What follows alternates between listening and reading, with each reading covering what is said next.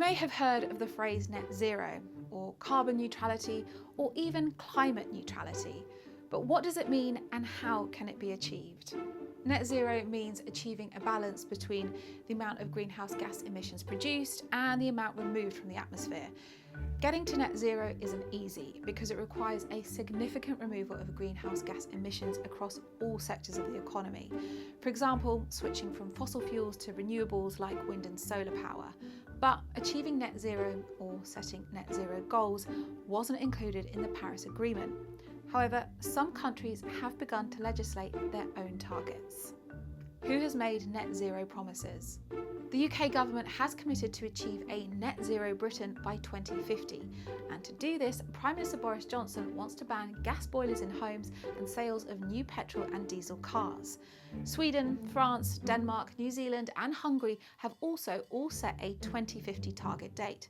Actually, Sweden's is 2045. What about countries with bigger emissions?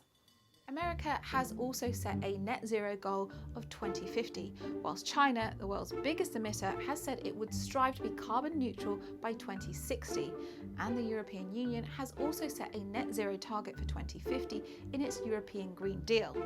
But these goals are set within a country's boundaries. What about the carbon impact of imports? Whilst the UK is responsible for just a small percentage of global greenhouse gas emissions, it is a net importer of emissions, as the UK imports more carbon dioxide embedded in goods than it exports. And whilst China is responsible for the most emissions of carbon dioxide, actually per person, based on consumption, the UK's emissions are higher than China's.